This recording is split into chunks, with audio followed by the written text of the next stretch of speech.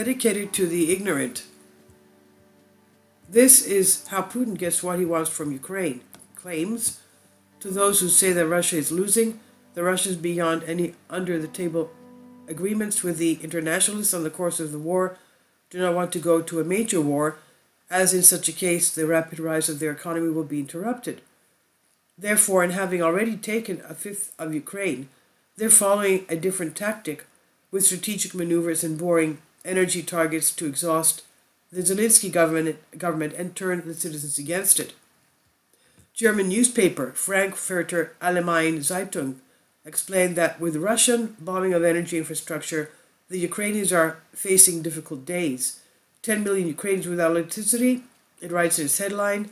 The CEO of the Ukrainian energy grid company Ukrenergo, Vladimir Kudrynsky, had to admit this on Tuesday night. The load on the network will increase due to the onset of cold weather.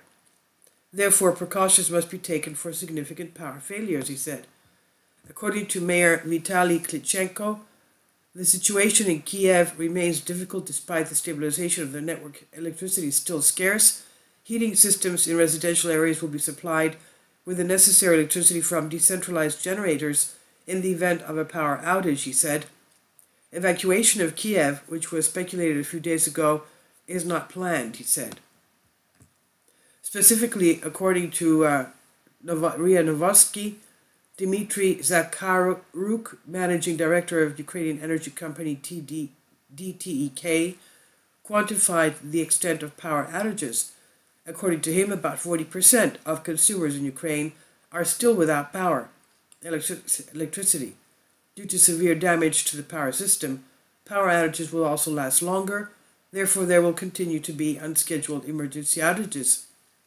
According to Zakharuk, the situation of electricity supply in Ukraine is very complicated and the country's electricity grid has been seriously damaged. He points out that individual areas should be prepared to be without power for days. Zakharuk said, "We are talking about unplanned blackouts. We're talking about planned blackouts in certain areas, and the number of hours that these planned blackouts can occur is very small. It's about 2 or 3 hours at the most." In the Odessa region, about 70% of residents are currently without electricity. As the representative of the regional military command, Sergei Brachuk, said on Thursday, according to RIA Novosti, in the Odessa region, 70% of DTEK customers are without lights. The others have lights because there are important facilities along their neighborhoods. Where there is still power in Odessa, residents receive electricity for about 2 hours a day. According to the local branch of the energy exploitation, DTEK, the destruction of the energy infrastructure in the region is very serious. There will be no electricity until the situation is stabilized.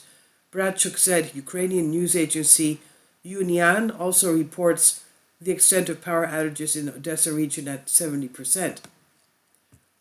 On the issue of energy shortages in Ukraine, Dmitry Peskov, the Russian president's press secretary, told reporters today that attacks on infrastructure were directly or indirectly related to the military potential of Ukraine and the Ukrainian regime, according to TASS news agency.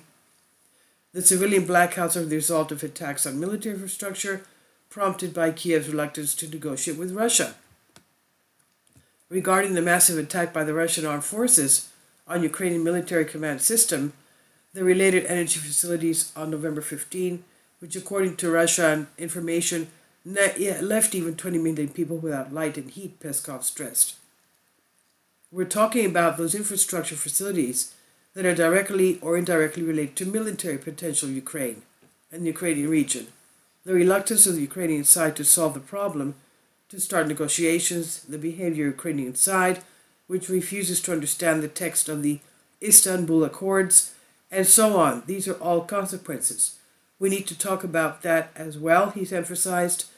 But as have the military objectives of the Russian military operation relate to the disruption of the peaceful life of citizens.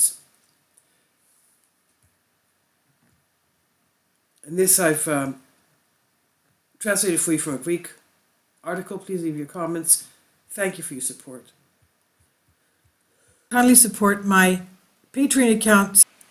The daily posts are 5 videos daily, and they are totally different from what I have on my YouTube channel. Thank you so much for your support and that you find all my content so interesting. You'll find the Patreon account details in the description box below.